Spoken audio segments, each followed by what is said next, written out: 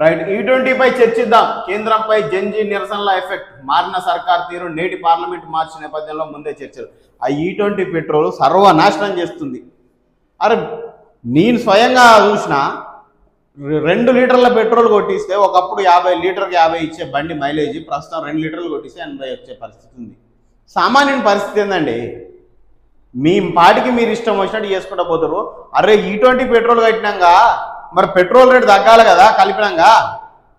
మీరు ఎందుకు ఇంకా పెట్రోల్ రేట్ అట్లనే పెట్టిరు, ఇంకా 10 రూపాయలు పెంచిరు? సామాన్యుని మీద ఇంత ఘోరంగా పన్నుల భారం మోపి వాళ్ళు కట్టే పన్నుల్లోంచి పందికొక్కుల లెక్క తినాలంటే కొంచెమన్నా ఇచ్చేది అనిపించాలన్నా అనిపించద్దా మీకు? రోజు కూలిపోయేటువంటి పరిస్థితి ఏందా నాకు అర్థం కాదు. చచ్చిపోతురు మీ బాధుడు భరించలేక. అరే మొత్తం అసలు ఈ దుర్మార్గులను దింపేయాలి. ఈ అసలు అర్హత లేని వాళ్ళంతా ఓట్లకు నోట్లు పంచి గద్దెనెక్కి కూర్చొని ఇష్టం వచ్చినట్టు ఆగం చేసి పడేస్తారు ఇటు రాష్ట్రాన్ని అటు దేశాన్ని. ముక్కు తెలవదు, ముఖం తెలవదు. వాడు E20 పెట్రోల్ కలిపితే మరి పెట్రోల్ ధరలు తగ్గించాలి అన్న సోయి ఉందా మీకు? అక్కడ బండ్లు వెహికల్ అవుతుంటే లబ్బర్లు మార్చుకోవాలంటే మరి సైంటిఫిక్ ఇప్పటివరకు నువ్వు ప్రూవ్ చేసినావా కేవలం లబ్బర్లకు మాత్రమే ఎఫెక్ట్ పడుతుందని? ఎక్కడికక్కడ మైలేజ్లు అన్నీ ఆగిపోయినాయి బండ్లే. ఆంధ్రాకు మన ఖనిజం, మానుకోట జిల్లాలో ఆగని బైరైటీస్ అక్రమ రవాణా, రాత్రి వేళ గుట్టుగా తరలింపు, ప్రభుత్వ ఆదాయానికి అక్రమార్కుల గండి. ఈడ దునపోతమే వర్షం కూర్చున్నట్టు ఈడ నాయకుల పరిస్థితి ఉంటే ఆ ఆంధ్రాకు అక్రమంగా తరలించకపోతే ఏం చేస్తారు మరి? మనం తెలివి తక్కువమైన వాళ్ళు తెలివి తక్కువ బతకలేరు కదా. ఈ దద్దమ్మల్ని మోసం చేసి దోసుకోపోతారు. ఉమ్మడికి ఉన్న రోజులు దోసుకుపోయి చాలని వాళ్ళ మోసే తిరిగిలు తాగేటోళ్ళని ఇక్కడ పెట్టి మళ్ళీ దోసుకోపోతారు. ఎంత మొత్తుకుంటే ఏం లాభం, ఎన్ని రోజులు మొత్తుకుంటే ఏం లాభం? రైట్, తప్పుదో మాది కాదు మీదే. హైడ్రా కమిషనర్పై సింగిల్ జడ్జి తీర్పు ముమ్మాటికి సమర్థనీయమే హైకోర్టు. కోర్టులు రాజ్యాంగబద్ధ బాధ్యతలను నిర్వహిస్తున్నాయి. అధికారుల తీరు వల్లే ప్రజలు మమ్మల్ని ఆశ్రయిస్తున్నారు. ప్రైవేట్ వ్యక్తులు ఎవరు కోర్టులను తప్పుదో పట్టించట్లేదు. ఆ పని అధికారులే చేస్తున్నారు. హైకోర్టు ధర్మాసనం. కోర్టు ఆదేశాలను ఉల్లంఘించిన తహసీల్దార్పై ఆగ్రహం. ఇంతకంటే సిగ్గుచేటు ఇంకొకటి ఉండదు ఈ ప్రభుత్వానికి. అరే ఒక అధికారి తప్పు చేస్తున్నాడు, కోర్టు ధిక్కరణకు పాల్పడ్డాడు పలుమార్లు అని కోర్టు ఆగ్రహిస్తే కోర్టునే తప్పుదో పట్టిస్తానని అధికారం అంటే అర్థం ఉంది. ఇప్పుడు నన్ను దొంగ అన్నప్పుడు నేను వ్యతిరేకించుకుంటే అర్థం ఉంటుంది. ప్రభుత్వం కూడా సమర్థిస్తుందా? తలకాయ ఉందా, మెదడు ఉందా తలకాయలో? ఏంది మరే ఇంత దద్దమ్మల? మీరు శతగాని దద్దమ్మల ఏం మాట్లాడుతున్నారో కూడా తెలియదు దద్దమ్మల. అరే కోర్టును ప్రైవేట్ వ్యక్తులు పక్కదో పట్టిస్తుంటే గడ్డి వీక్తుంది అనే ప్రభుత్వం. కోర్టు మళ్ళీ క్లియర్గా చెప్పింది పక్కదో పట్టిస్తుంది వాళ్ళు కాదు మీ అధికారులే అని. ఇప్పుడు ఇజ్జత అనిపించట్లేదా? డైరెక్ట్ ఆయన మీద ఉన్న ఏది ఆగ్రహం మీ మీదకి మళ్ళీంది. మరి వాళ్ళకే మంచిగా అనిపిస్తుంది అట్టుంది. ప్రజలు ఎట్లా చూస్తారు, ఏ కోణాలు అర్థం చేసుకుంటారు అన్న ఆలోచన కూడా లేదు వాళ్ళకు. కోర్టు ఉత్తర్వులను ప్రభుత్వ అధికారులు పదే పదే ధిక్కరిస్తున్నారు. ఒకరిపై మరొకరు బాధ్యతలను నెట్టివేసుకుంటూ కోర్టును తప్పుదోవ పట్టించే ప్రయత్నం చేస్తున్నారు. పాలనా వ్యవస్థ వైఫల్యాన్ని ఇది స్పష్టంగా ప్రతిబింబిస్తున్నది. ప్రైవేట్ వ్యక్తులు కోర్టులను తప్పుదోవ పట్టించడం లేదు, అధికారులే ఆ పని చేస్తున్నారు. హైడ్రా వ్యవహారంలో ఇటీవల జస్టిస్ అనిల్ కుమార్ వెలువరించిన అభిప్రాయాలు, ఇచ్చిన ఉత్తర్వులు పూర్తిగా సమర్థనీయమని హైకోర్టు న్యాయమూర్తి జస్టిస్ ఎన్వి శ్రవణ్ కుమార్ అన్నాడు. ఇప్పుడు ఏం చెప్తుంది ప్రభుత్వం ఏం చెప్తుందా? ఓ అధికారి కోర్టు ధిక్కరణ పాల్పడుతున్న ఆగ్రహిస్తే నువ్వు ఆయన కొత్త ఆశబలిక్తూ ఇప్పుడు మీది కూడా తప్పే అంటారు. అరే అసలు మీకు సోయి ఉందా లేదా? పరిపాలన మీద అవగాహన లేదు. ఎట్లాగో అది క్లియర్ తేటతెల్లం అయిపోయింది. మరి కోర్టు ఉత్తానే ఆగ్రహిస్తుందా? తప్పుతో ఊకనే పడుతుందా? కోర్టు 4 వ్యక్తులు తప్పుతో పట్టిస్తేనే పట్టేటట్టయితే మరి మీ ప్రభుత్వం ఎందుకు, మీ పరిపాలన ఎందుకు? కౌంటర్ వేస్తేనే జరిమానా తగ్గింపు. హైడ్రాకు హైకోర్టు ధర్మాసనం స్పష్టీకరణ. కౌంటర్ అఫిడవిట్ వేయనందున ఇటీవల 50,000 జరిమానా విధింపు. హైడ్రా వినతి మేరకు 10,000 తగ్గింపట. ఈ హైడ్రా తోటి మీ ఇజ్జత్ అంతా పోయింది. ఇంకా మీరు గొప్పలు చెప్పుకొని డప్పులు కొట్టుకోకూడదు. ఎవరిని నమ్మే పరిస్థితి లేడు. రైట్, ఇక ఇదుడు ఓ విద్యాశాఖ మంత్రి ఈ రాష్ట్రానికి సంబంధించిన ముఖ్యమంత్రి మాట్లాడే మాటలు ఇవి. ఇంజనీరింగ్ విద్యార్థులు క్రిమినల్ వేస్ట్. ప్రతి సంవత్సరం 1.10 అంటే 1,10,00,000 మంది విద్యార్థులు ఇంజనీరింగ్ పట్టాతో బయటకు వస్తున్నారు. కానీ వాళ్ళకు ఉద్యోగం చేసే స్కిల్ లేదు. తెల్ల కాగితం ఇస్తే దరఖాస్తు ఫారం కూడా నింపలేరు. ఇది క్రిమినల్ వేస్ట్. వాడు ఇంజనీరింగ్ చదువుకున్నానని చిన్న జాబ్కు పోడు, స్కిల్స్ నేర్చుకోడు, పెద్ద చదువు చదివిండని పేరెంట్స్ అనుకుంటారు. ఇది కథగా. డ్రగ్స్ తాగితేనేమో యాజమాన్యాల బాధ్యత అవుతుంది. ఓ పిల్లగాడు గంజాయో డ్రగ్స్ ఏమన్నా దొరికింది అనుకో, అది పూర్తిగా కాలేజ్ యాజమాన్యాల తీరు అవుతుంది, వాళ్ళ బాధ్యత అవుతుంది. మర్రే 1,10,00,000 మంది ఇంజనీర్లు బయటకు వస్తుంటే వాళ్ళ స్కిల్ లేదంటే మరి 1,10,00,000 మంది తెలివి తక్కువ అన్నట్ట. వాళ్ళకు వాళ్ళ బోధించేటోళ్ళు తెలివి తక్కువ. మరి నువ్వు కల్పించే సౌకర్యాలు చక్కగలేవా? ఎవరి వైఫల్యం ఇది? ఇంకా సిగ్గులేక చెప్పుకుంటున్నారు బయటకు వచ్చి. ఎవరి వైఫల్యం ఇది? ఎన్నడన్నా ఫీజు రియంబర్స్మెంట్ సకాలంలో చెల్లించిన దాఖలాలు ఉన్నాయా మీ మొహానికి? ఇప్పుడు ప్రైవేటు చూద్దాం, ఒక కాలేజీలో డొనేషన్ పేరు మీద లక్షల రూపాయలు వసూలు చేస్తారు. నువ్వు 35,000కు ఫీజు రియంబర్స్మెంట్ ఇస్తున్నావు. ఈ 35,000తో చదువుకునేటువంటి ఆ లక్షల మధ్య వ్యత్యాసం ఏంది? వానికాడ ఎన్విరాన్మెంట్ ఎట్లుంది, వానికి ఇన్ఫ్రాస్ట్రక్చర్ ఎట్లుంది, వీనికి ఎట్లుంది? మరి ఈ సోయి ఎవరికి ఉండాలి? ఈ రాష్ట్రాల్లో విద్యాశాఖ మంత్రి అనేటువంటి వాడు దగలబడితే వానికి ఉంటుంది ఈ సోయి. అన్ని నీ దగ్గర పెట్టుకొని నువ్వు ఉద్ధరిస్తున్నావు. 1,10,00,000 మంది విద్యార్థులు స్కిల్స్ లేకుండా ఇంజనీరింగ్ పట్టా పొందుతారంటే దానికి బాధ్యత యాజమాన్యాలు వహించాలి. ఆ యాజమాన్యాలకు మీరు ఎలాంటి సౌకర్యాలు కల్పిస్తున్నారన్న ప్రభుత్వం వహించాలి. వాళ్ళు క్రిమినల్ వేస్టా? చూద్దాం పడ్రి, ఇప్పుడు పోటీ పెడదాం పడ్రి. ఈ గెలిచిన రాజకీయ నాయకులకు, ఎమ్మెల్యేలకు, విద్యార్థులకు ఎవడు అప్లికేషన్ నింపలేడో చక్కగా అప్లికేషన్ చదవస్తుందా ఈ రాజకీయ నాయకులకు, గెలిచిన వాళ్ళకు? కనీసం ఎమ్మెల్యే ఫుల్ ఫామ్ తెలుసా ఎమ్మెల్యేలకు? మీ అఫిడవిట్ మీరు తయారు చేసుకోగలుగుతారా? పోనీ కనీసం నువ్వు ఎమ్మెల్యేగా పోటీ చేయడానికి మీ ఫామ్ మీరు నింపుకోగలుగుతారా? ఎంతమంది రండి నింపుకునేటోళ్ళు? మీరా మాట్లాడేది విద్యార్థుల గురించి? ఎవరు క్రిమినల్ వేస్ట్? ఎవరి మీద అతి ఘోరమైన క్రిమినల్ కేసులు ఉన్నాయి? ఎవరు విద్యార్థుల గురించి రాష్ట్రాన్ని ఉద్దేశించి మాట్లాడినప్పుడు రాష్ట్ర ముఖ్యమంత్రి మాట్లాడే మాటలు ఏంది? గియా 1,10,00,000 మంది ఇంజనీరింగ్ పట్టభద్రులు స్కిల్స్ లేకుండా ప్రొడ్యూస్ అవుతున్నారంటే అది ప్రభుత్వ వైఫల్యం, ప్రభుత్వ చేతగానితనం. యాజమాన్యాలలో సరిగా రిక్రూట్ చేసుకుంటున్నారా లేరా? ప్రొఫెసర్లు ఉన్నారా లేరా? గల్లీలలో సందులలో ఏ ఉద్యోగం లేక తీసుకొచ్చినా ఆడ సర్టిఫికెట్లు పెట్టుకొని పబ్బం గడుపుతుర్రా యాజమాన్యాలు. మరి మనం 35,000 40,000 రియంబర్స్మెంట్ ఒక్కొక్క విద్యార్థి మీద సంవత్సరానికి సెమిస్టర్ ఖర్చు పెడుతున్నాం. మరి వాటి మీద నిఘా పెడదాం అన్న సో ఎవరికి ఉండాలి? ప్రభుత్వానికి ఉండాలి. విద్యాశాఖ మంత్రి అనేటువంటి ఉంటే వానికి ఉండాలి. ఇది పూర్తిగా ప్రభుత్వ వైఫల్యం. అరే ఒక కాలేజ్ ఏమో డొనేషన్ల పేరు మీద లక్షల రూపాయలు తీసుకుంటుంది, క్యాంపస్ ప్లేస్మెంట్స్ వస్తాయి. నువ్వు ఇచ్చే రియంబర్స్మెంట్ ఇక్కడ క్యాంపస్ ప్లేస్మెంట్స్ వచ్చాయి. అసలు ప్రొఫెసర్లు ఉన్నారు అక్కడ, లెక్చరర్లు ఉన్నారు అలా. మీరు పూర్తి స్థాయిగా విద్యను గాలికి వదిలేసి ఏదో పేపర్లలో నోటి మాటలతోటి పబ్బం గడుపుకుంటా అరే క్రిమినల్ వేస్ట్ 1,10,00,000 మంది దద్దమ్మలు అప్లికేషన్లు నింపుకోరాదంటే అది పూర్తిగా ప్రభుత్వ వైఫల్యం. ప్రభుత్వాలు దద్దమ్మలు కాబట్టి, పాలించేటోళ్ళు దద్దమ్మలు కాబట్టి, చట్టం మీద అవగాహన లేనోళ్ళు, పరిపాలన మీద అవగాహన లేనోళ్ళు, ఓట్లకు నోట్లు పంచి దొంగలు లంగలు లఫంగాళ్ళంతా రాజకీయ నాయకులు అవుతున్నారు కాబట్టి విద్యా వ్యవస్థ ఇట్లా తగలబడ్డది. ఇప్పుడు విద్యార్థి అనేటోడు విద్య నేర్చుకుంటాడు, వాడిని గాలికి వదిలేస్తే గాలికి తయారవుతాడు. ప్రభుత్వం విద్యా వ్యవస్థను గాలికి వదిలేసింది పట్టించుకోకుండా. వేల కోట్ల రూపాయల బకాయిలు ఉన్నాయి. నీకు చేతగాని ప్రభుత్వం కాబట్టి వేల కోట్ల రూపాయల బకాయిలు ఉన్నాయి విద్యా వ్యవస్థలో. నువ్వు సకాలంలో ఫీజు రియంబర్స్మెంట్ ఇస్తే కాలేజీలు సకాలంలో సౌకర్యాలను కల్పిస్తాయి, పూర్తి స్థాయిలో రిక్రూట్మెంట్ చేసుకుంటాయి లెక్చరర్లను, ప్రొఫెసర్లను. మీ సక్కదనానికి రియంబర్స్మెంట్ ఇయ్యరాదా మీకు? మీ చేతగాని దద్దమ్మ పరిపాలనకు ఫీజు బకాయిలు పెట్టడంతో వాడు పూర్తి స్థాయిలో రిక్రూట్ చేసుకోవట్లేడు, విద్యను పూర్తి స్థాయిలో అందించలేడు, అరాకొరగా బయటకు వస్తున్నారు. ఈ వైఫల్యం ఏముంది? ఈ ప్రభుత్వం కాదా? ఈ ప్రభుత్వాల చేతగానితనం కాదా ఇది? ఇక్కడ క్రిమినల్ వేస్ట్ ఎవరు? పాలకులు. అసలు మీకేం అర్హత ఉంది పోటీ చేయడానికి? ఒక్కొక్కరికి ఎవరు దందాలు చేస్తాడు, లంగా లఫంగ పనులు అన్నీ చేసి వస్తాడు, కోట్ల రూపాయలు సంపాదిస్తాడు, ఎలక్షన్స్లో నిలబడి డబ్బులు మంచి గెలుస్తాడు. వాడు పోయి చట్టసభలలో కూర్చుంటే పరిపాలన జరిగితే విద్యా వ్యవస్థ బాగుపడుతుంది, వైద్య వ్యవస్థ బాగుపడుతుంది. గత ప్రభుత్వాలు గట్టిన తగలబడ్డాయి, ఈ ప్రభుత్వాలు ఇట్లనే తగలబడ్డాయి.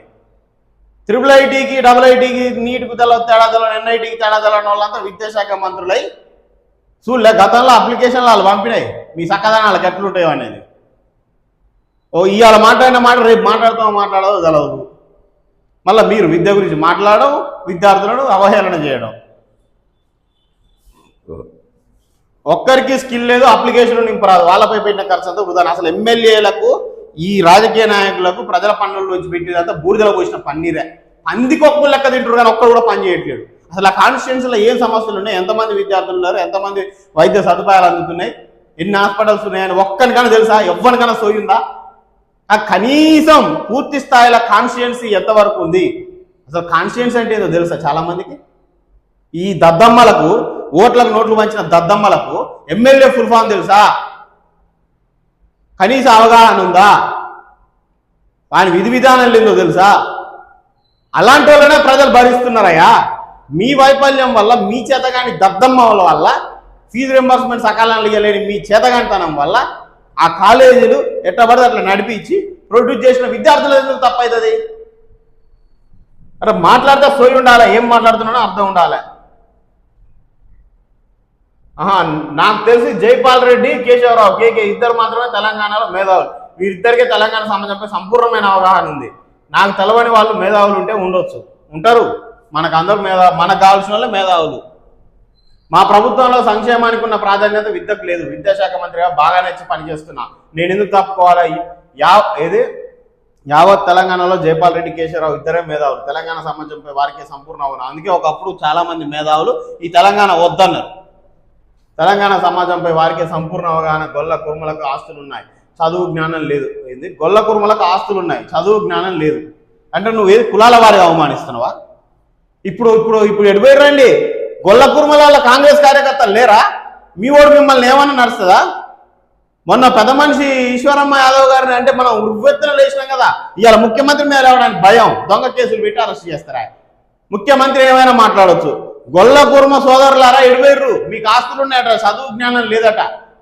మరి దీనికి ఏం రిప్లై ఇద్దాం? దీన్ని స్పందించొద్దా మనం? ఇట్లున్నది అహంకారం. అధికారం తలకెక్కితే అహంకారం అవుతుంది. ఉపాధ్యాయుల కుటుంబాలు ఆకలితో చావట్లేదు, వాళ్ళు దారుణమైన స్థితిలో లేరు, మంచిగానే ఉన్నారు. టీచర్ల సమావేశంలో సీఎం రేవంత్ రెడ్డి. మరి ఎందుకు వాళ్ళకి లక్షల రూపాయల జీతాలు? ఇప్పుడు ఇంజనీరింగ్ గవర్నమెంట్ లెక్చరర్లకు ఎంత శాలరీ ఉంది, ప్రభుత్వ టీచర్లకు ఎంత శాలరీ ఉంది? ఒక కుటుంబం గడవాలంటే బిలో పావర్టీ లైన్ కింద ఎంత అవసరం, పావర్టీ లైన్ కింద ఎంత అవసరం, మధ్యతరగతి కుటుంబానికి ఎంత అవసరం, ఎబో మధ్యతరగతి మిడిల్ క్లాస్కి బతకాలంటే ఎంత అవసరం, అంచనాలు ఉన్నాయి కదా. మరి టీచర్లకు ఎన్ని లక్షల రూపాయల జీతాలు ఉన్నాయి, ఎన్ని వేల రూపాయల జీతాలు ఉన్నాయి? అంత జీతాలు అవసరమా వీళ్ళు చెప్పే చదువు? కానీ సవరణ చేయ ఆ ధైర్యం ఉందా? లక్షల రూపాయలు ఉన్నాయి టీచర్లకు, వాటిని సవరించు. వాళ్ళ పిల్లల్నేమో కాన్వెంట్లలో లక్షల రూపాయలు పెట్టి చదివిస్తారు స్టూడెంట్స్. అసలు ప్రక్షాళన చేయి. ఎంతమంది ప్రభుత్వ ఉద్యోగుల పిల్లలు, ముఖ్యంగా ప్రభుత్వ టీచర్ల పిల్లలు ప్రభుత్వ పాఠశాలలో చదువుతున్నారు? ఎంతసేపు చేయాలని? వారం రోజులు పట్టదు డేటా తెచ్చుకోవడానికి. ఆ దమ్ముందా? వాళ్ళ ఓట్లు వాడవు. ఓటు రాజకీయమా ఈ రాష్ట్రంలో, ఈ దేశంలో? ఓటు దరిద్రం అనేది ఒకటి ఉంది కదా. ఆ టీచర్లను ప్రక్షాళన చేసే దమ్ముందా ఏ ప్రభుత్వానికన్నా? వాళ్ళ పిల్లలు ఆడదవుతారు ఎంక్వైరీ చేసే దమ్ముందా? వాళ్ళ శాలరీ లక్షల రూపాయలు ఉన్నాయి, అవసరమా? ఓ కుటుంబం గడవడానికి లక్షన్నర జీతం అవసరమా మరి ఒక టీచర్కు? ఆయనకి ఏం పని? ఆయన పిల్లలు ఆడదవుకోవచ్చు, ప్రభుత్వ పాఠశాల చదువుకోవచ్చు. ఎందుకు మరి ఆ 30 లక్షలు ఉన్నాయి, వాటిని సవరించే ధైర్యం ఉందా నీకు? వాళ్ళ పిల్లలు ఆడదవుతారు, ఎందుకు చదివిస్తున్నావు కాన్వెంట్ అని అడిగే దమ్ముందా? మళ్ళీ ఓటు పడాలి కదా. మన ముఖ్యమంత్రి రేవంత్ రెడ్డి మళ్ళీ తన నోటికి పని చెప్పారు. పని చేయరు కానీ జీతాలు మాత్రం తీసుకుంటారని మొన్న బిఎల్ఓలపై నోరు పారేసుకున్న ఆయన ఇప్పుడు ఇంజనీరింగ్ స్టూడెంట్స్ క్రిమినల్ వేస్ట్ అంటూ వాళ్ళ ఇజ్జత్ తీసే వ్యాఖ్యలు చేశారు. సంవత్సరానికి 1,10,00,000 మంది విద్యార్థులు ఇంజనీరింగ్ పట్టాతో బయటకు వస్తారు, కానీ ఒక్కడికి జాబ్ చేసే స్కిల్ లేదు. పెట్టిన ఖర్చు అంతా వృధా. తెల్ల కాగితం ఇచ్చి ఉద్యోగం కోసం అప్లికేషన్ ఫారం ఇస్తే పూరించే పరిస్థితులు లేరు అని ముఖ్యమంత్రి క్లియర్ చెప్తున్నాం. మరి ఇప్పటికన్నా మరి విద్యార్థులు చైతన్యవంతం కావాలి. ఒక నాయన 90-100 ఏళ్ళ ముసలోనికి కూడా ఉంటుంది ఆవేశం. యువత ఎడిపోయారు. ఈ 10 లక్షల మంది అప్లై చేస్తారు. ఇప్పుడు కానిస్టేబుల్ ఎస్ఐలు పడ్డాయి 7,000కు. నేను ఊడిగం చేస్తే జీవితాంతం నీకు జీతగాని లెక్క పనిచేస్తాను. 10 లక్షల మంది అప్లై చేస్తారు. మీ పౌరుషం అంత ఎడిపోయిందే. ఈయనేమో ఓట్లకు నోట్లు పంచి 100 క్రిమినల్ కేసులు పెట్టుకున్న వాళ్ళేమో లంగలు దొంగలు లఫంగాలు అంతా రాజకీయ నాయకులై ఐఏఎస్ ఐపీఎస్లను సైతం శాసించే స్థాయిలో ఎదుగుతున్నారు. ఆ పనికిరాని ఉద్యోగాల కోసమే పాటలు పడతాం మనం. దీనికి అప్లై చేయాలి. ఎలక్షన్స్ వచ్చినాక ఎవడు నోటు పంచుతాడో 100 మంది యువకులు కలిసి ఒక్కడుంటే ఎవడా వచ్చి మిమ్మల్ని వీకేది? నీకాడ ధైర్యం ఉండాలి. కానీ నోట్లు పంచకపోతే వీళ్ళు గెలుస్తారు, డిపాజిట్లు కూడా రావు. సెంటర్కి కొన్ని కాలో పెట్టి స్టూడెంట్స్ను మొన్న జంతర్ మంతర్ కాడ చూసినాం కదా, ఎంత ఐకమత్యంగా చేసిరో. గ్యాదర్ చేసుకొని ఒకరికొకటి గొప్ప ఫీల్ కాకుండా ఐకమత్యంగా చేస్తే వీళ్ళ ఆటలన్నీ సాగుతాయి. నెక్స్ట్ ఎలక్షన్స్ టార్గెట్గా పెట్టుకొని యువత అంతా పనిచేయని. నోట్లు పంచకపోతే ఒక్కడు కూడా డిపాజిట్ కూడా రావు. ఇప్పుడు ఒక్కడికి కూడా యువత అంతా ఒకరిని నిలబెట్టరి. 1000 మంది వాడి కోసం పనిచేయరి. ఒక్కరిని నోట్లు పంచని చెప్పురి. ఓట్లు అని పడితే తెలుస్తుంది. రాజకీయం చేయాలంటే డబ్బులే అవసరం లేదు, తెలివి ఉంటే చాలు. యువత అంతా ఇక పనికిరాని 40 ఏళ్ళు వానికి ఊడిగం చేయడానికి నువ్వు ఏం సంపాదిస్తావు? ప్రభుత్వ ఉద్యోగం వస్తే నెలకు నీకు ₹1,00,000 జీతం అవుతుంది. 20 ఏళ్ళు చేసినాక మొత్తం నువ్వు జాబ్కి ఎక్కిన కంచెలు రిటైర్ అయ్యేలోపు 1,50,00,000 2 కోట్లు సంపాదిస్తావు. ఈడ ఒక్కసారి బీఫామ్ తీసుకొని వాడు ఏదో పార్టీ నుంచి డబ్బులు ఖర్చు పెట్టి గెలిచిండా అంటే సంతకానికి ₹1,00,000 సంపాదిస్తుంది. ఎడిపోతుందా మీకు తెలివి? డైరెక్ట్ అంటుర్రు ముఖ్యమంత్రి. వేస్ట్, క్రిమినల్ వేస్ట్, నాలెడ్జ్ లేదు, ఒక్క ఫారం నింపరాదని ఈ మంత్రులకు ఎమ్మెల్యేలకు నింపొస్తా. అది కనీసం అప్లికేషన్ ఇస్తే చదువు వచ్చేటోళ్ళు ఎంతమంది రండి, రాజకీయ నాయకులు, పరిపాలించేటోళ్ళు. మీరా మాట్లాడేది విద్యార్థుల గురించి? అది ఇప్పటికైనా విద్యార్థులు చైతన్యవంతం కావాలి. వీళ్ళు గద్దెనెక్కి ఒక్కని చదువు రాదు, సంధ్య రాదు, పరిపాలన మీద అవగాహన లేదు, ముక్కు తెలవదు, మొక్కం తెలవదు, శాఖలు వాళ్ళ దగ్గర పెట్టుకొని గెలిచి పరిపాలన చేయరాదు, ఏం చేయరాదు, నోటికి వచ్చినట్టు మాట్లాడుతుంటే లక్షల మంది యువత దద్దమ్మ లెక్క వాని కింద ఊడిగం చేయడానికి పిరిగితనం. నాకేమవుతుందో, నా కుటుంబానికి సస్తరేపడికి రండి ఏమవుతుంది?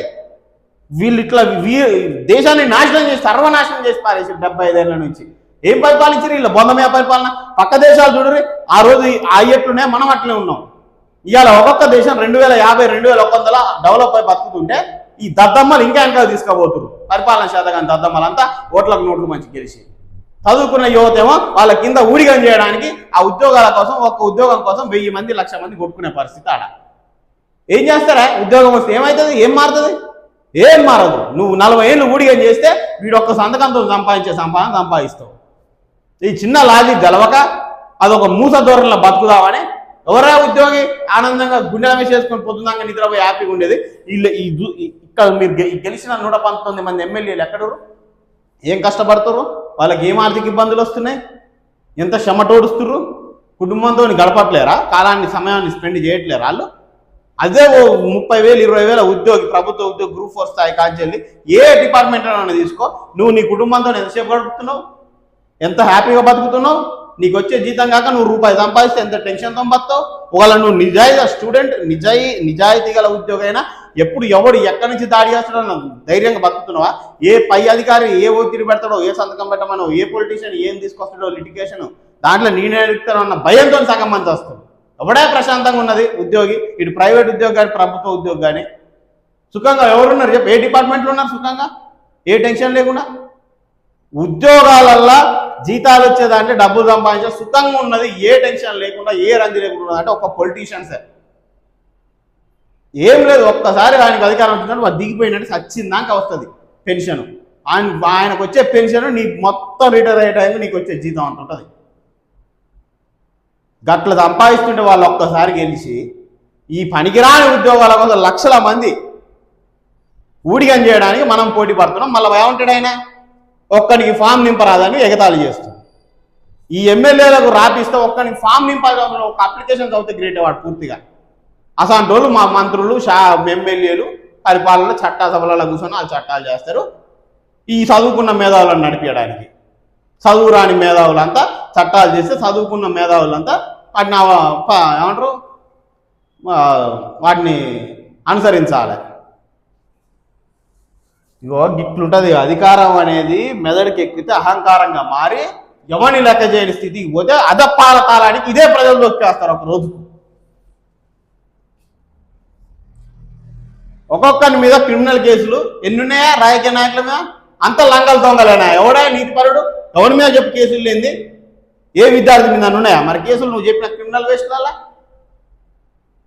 పదుల సంఖ్యల క్రిమినల్ కేసులు పెట్టుకొని దర్జాగా వైట్ కాలర్ షర్ట్లు వేసుకొని సిగ్గు శరం లేకుండా ప్రజలు ఇచ్చిన హామీలు వదిలేసి ప్రజలు ఊస్తున్నా కూడా పట్టించుకోకుండా ఇట్లా నవ్వుకుంటూ తిరుగుతున్నారు. మీరు మళ్ళీ వీళ్ళని తిట్టడమా?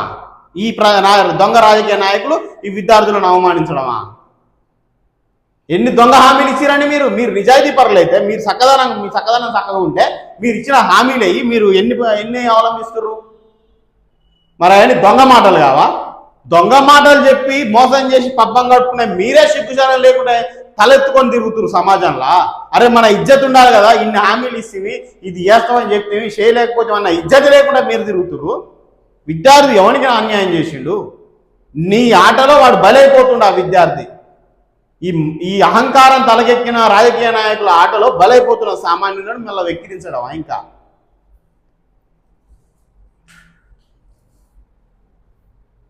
నిరుద్యోగులతో రేవంత్ బంతాట, మాట ఇచ్చి మడమ తిప్పిన ముఖ్యమంత్రి. జీవో 46 రద్దు చేస్తానని నాడు ప్రగల్భాలు. యువతను నమ్మించి ఓట్లు దండుకున్న కాంగ్రెస్ ఇప్పుడు అదే జీవో 46తో ఎస్పీఎఫ్ పోస్టులు వయోపరిమితి పెంచకుండా నోటిఫికేషన్ జారీ. జీవో నెంబర్ 46 రద్దు చేస్తామని చెప్పి రెడిపోయిందా నీ సోయి? కనీసం జీవో నెంబర్ 46 అంటే ఏంది చదువుకొని దాన్ని అర్థం చేసుకొని ఉన్నారా మరి కనీసం ఒక్కరికైనా చదవచ్చా? ఇప్పుడు పరిపాలించేటువంటి దాంట్లో ఆ జీవో నెంబర్ 46 జీవో చదవస్తుందా మీకు? జీవో అంటే ఏదో తెలుసా కనీసం? ఆ శాఖలు ఉన్నోళ్ళు మరి దాన్ని చూసిన వాళ్ళు, ఆ ఎమ్మెల్యేలు మంత్రులు జీవో అంటే ఏదో తెలుసా మీకు? తెలుసో తెలవదో కనీసం ఆ జీవో 46 చదివిరో చదవలేదో, దానివల్ల వేల మంది జీవితాలు తారుమారు ఎట్లనే తెలుసో తెలవదో. గీ విద్యార్థులు